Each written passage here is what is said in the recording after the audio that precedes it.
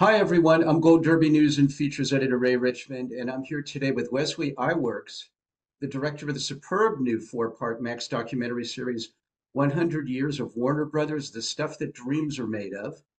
Wesley, let's start off by talking about how the granddaughter of Iwerks, a Disney animation legend, gets involved producing and directing the ultimate history of one of Disney's chief competitors, Warner Brothers. Well, it's funny. I went to the other side of the tracks, didn't I? I grew up I grew up in Burbank, and we grew up in the hills. I grew up in the hills, and on the left, you could see from our living room the valley. Right on the left side was the Disney Water Tower, and on the right side was the Warner Brothers Water Tower. And I just grew up, as kind of a Disney brat on the back lot, so to speak. So I always had this kind of fascination for behind the scenes and back lots and, history of the film industry and everything else. Anyway, cut to this many years later, I did the Imagineering story that debuted on Disney Plus, and the folks at Warner Brothers saw that and really liked it and said, "Can you do this for us for our 100th?" So I said, "Of course, I'd love to." So the next thing I know is deep diving into Warner Brothers history, and here we are. It's it seems like such a massive undertaking. I mean, I know you've specialized in massive undertakings in your documentary career, but seems like such a massive thing trying to squeeze 100 years of a studio's history into 4 hours. Did Was it as daunting for you initially as that might seem? It was pretty daunting, I have to admit, at the beginning. I think the tricky part for our team was, and certainly for me at the very beginning, was looking at all these films, and just looking at from starting in the silent era all the way up through the present day, and watching the films that really made a difference. And what was the DNA of Warner Brothers? What was going to set this studio apart from other studios? What was the story behind it? Where were the highs and the lows and the near-death experiences, so to speak, for the studio? What were the things that really pushed it to new higher heights and took it to lower lows? So that's kind of how I started to frame it. I would say the tricky part is that you've got TV, you got film, you got animation, you've got the business story, you've got the story of the industry, and you've got the story of the world around the studio, the economics, the wars, the financial crashes, everything. So all these things are impacting this studio that is trying to continue, through 100 years to this point. So I think the hard part was juggling the time frames. When do you go back to TV and talk about that? When do you go to film? When do you bucket these films together, as a movement, so to speak? Like in the 70s, there was a movement around these bold, brash filmmakers who were just trying to tell new stories and break out of that sort of classic Hollywood, system. So we were really looking for movements that you could sort of bucket these stories in, these films and TV shows in, and what the movements were around those. So that would say that was the trickiest part of taking on a huge, you know, a huge amount of content like this in 100-year history. On the other hand, probably something of a dream assignment to have an opportunity to rewatch all the old movies, and just have that be, well, no, this is, I'm working now. Yeah, no. Which ones of those did you find do all of them hold up pretty well? Um, no, I don't think they all do by any means, but I do think that the ones that hold up are the ones that have the strongest stories, right? And that still resonate today, where you're constantly blown away. Like I just watched it again, Black Legion, which was what 1930s something. I mean, that film could be made today. And it's sad that we are repeating these storylines time and again. And it's just, cut and paste, just a different time frame. Um, and so to me, those are the ones that hold up. and it's fascinating to see the patterns repeat themselves thematically and politically and economically, everything. But I also think visual effects obviously have changed over the course of 100 years. So the ones that have the kind of more, simple effects, don't hold up as much as, say, what we see today. But you start to see these markers, like with Blade Runner, that was kind of a turning point for visual effects, and some of these other films.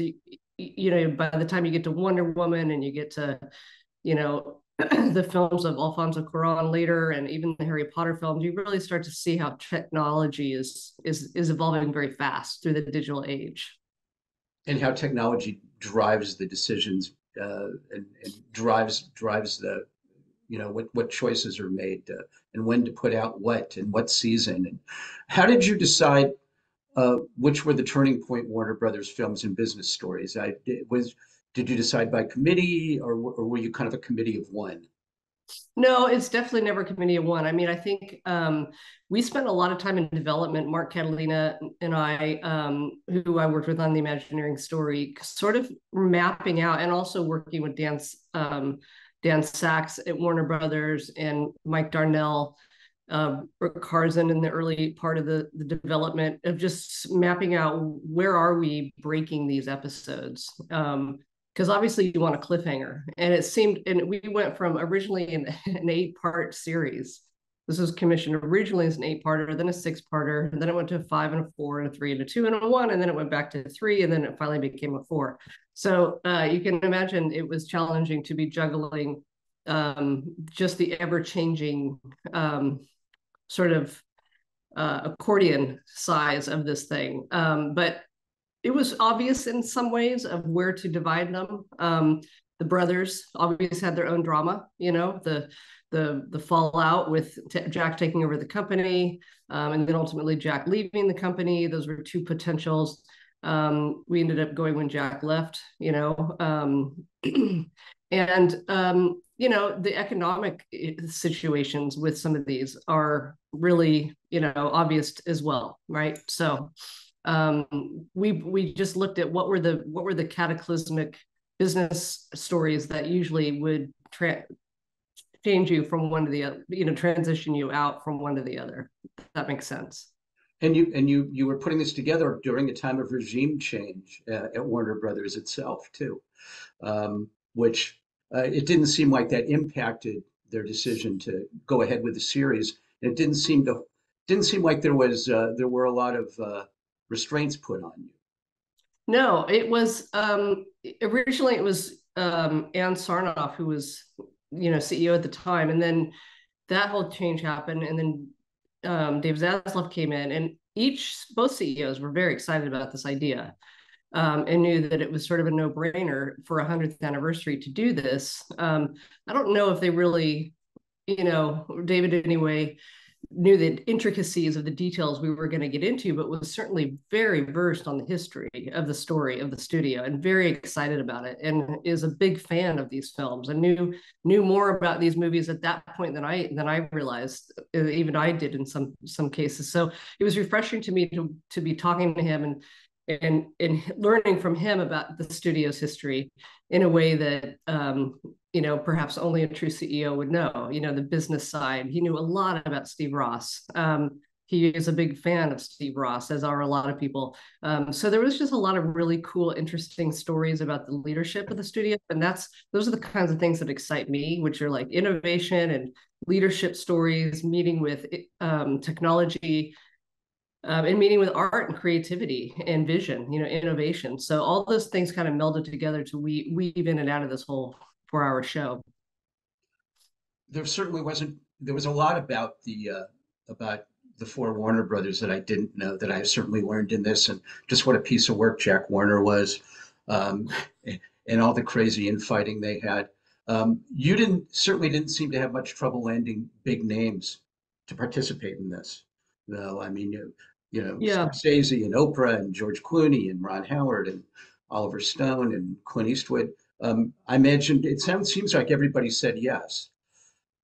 I mean, yeah, for the most part, outside the people, that we might have approached were just unavailable due to schedule. But the reality is everyone was excited to be a part of this and came into it with thoughts around experiences on their own movies, but also a lot of them knew about Warner Brothers history too, and that was refreshing. So it slowly evolved into this sort of first person, tell us about your experience versus why don't you also tell us about the history of the studio? And everyone's now like George Clooney knew a lot, so he was able to sort of help with episode one and really bring to life that early history, and that was really nice to know that a lot of these folks are students of film history, big time. And everybody seems to think that we think that they know a lot about Warner Brothers just because it's been part of our lives since the beginning. What's the most surprising thing you learned about the studio? What were I imagine there were a lot of things that you ticked off that were like, oh my God, I didn't know that.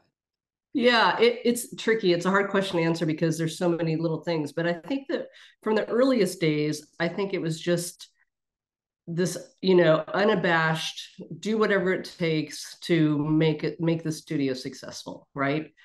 Break down doors, break down walls, try new things.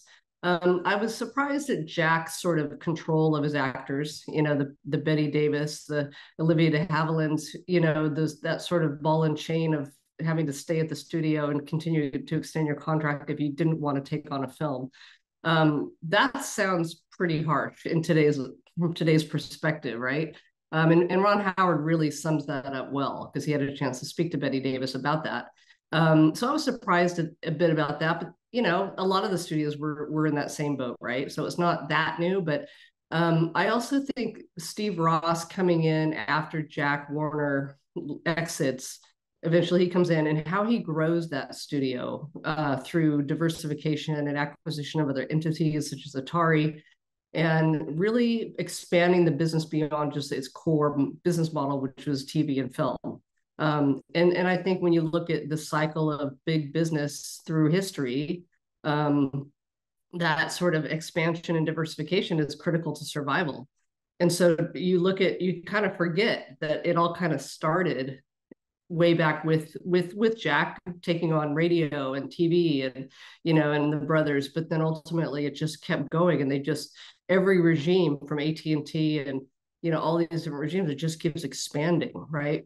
So I don't know. I'm interested in business and what it takes to survive with the ever-changing cycles that impact a studio like this, and it's not every day that a studio turns 100. So that's Right. really where I'm trying to get to the bottom of it.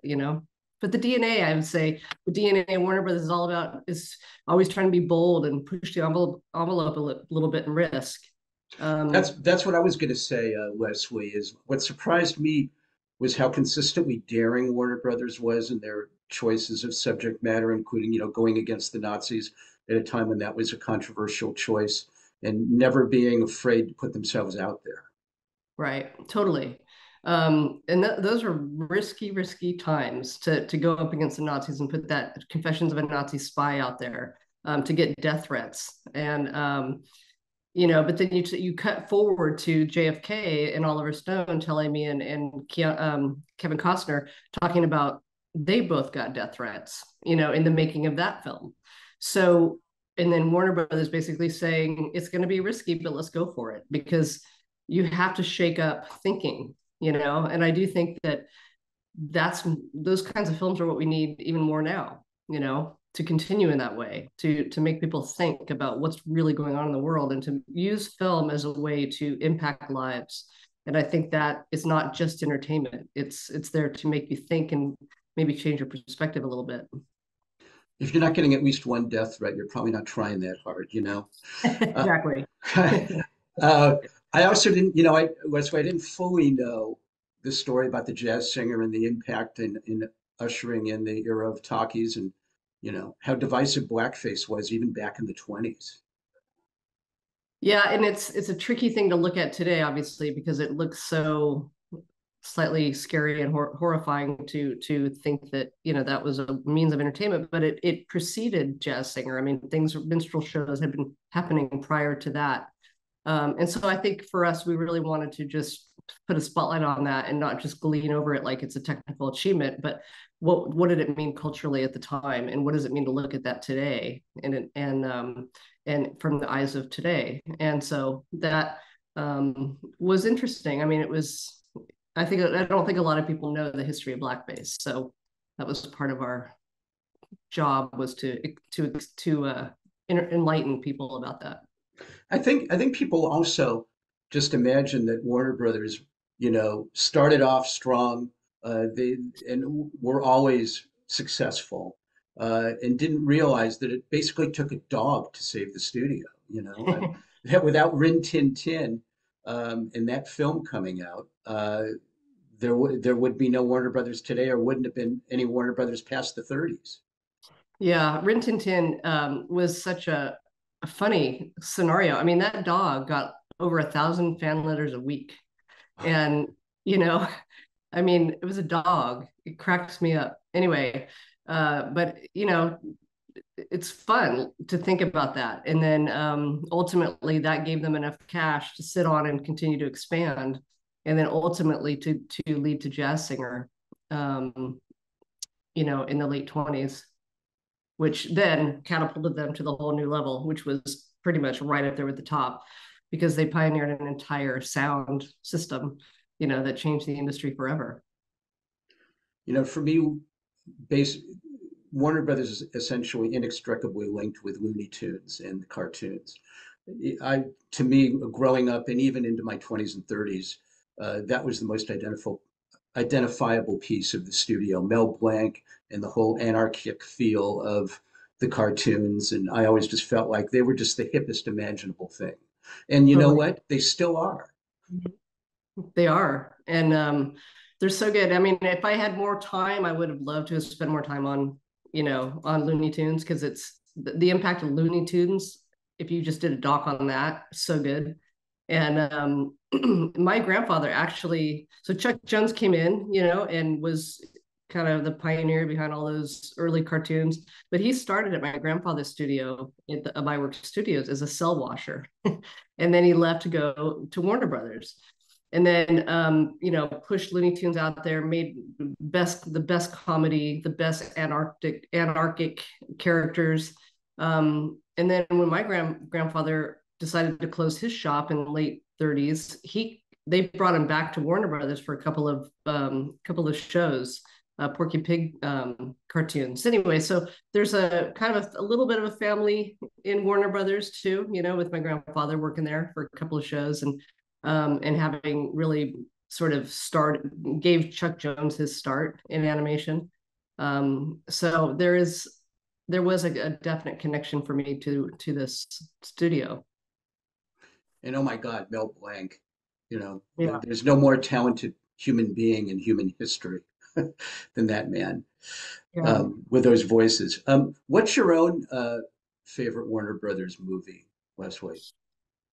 Um, I loved Blazing Saddles. You Excellent just, choice. yeah, right. So there's so many good ones. Again, I like the subject matter in Confessions and Black of a Nazi Spy, Black Legion. I think those are dramatic stories. But I would say, and we were talking about this with my crew, I asked the question: if you could go back in time and be a fly on the wall on any one of these movies and just be on the set every day and kind of be working on it or whatever, which one would it be? And a number of people were saying, "Oh, Kubrick, any of his films." But I think Blazing Saddles for me. It would just been so much fun. No question. The thing with Kubrick is, you'd grow old, waiting Right, for that film to end. right. Wasn't he the king of 60 takes?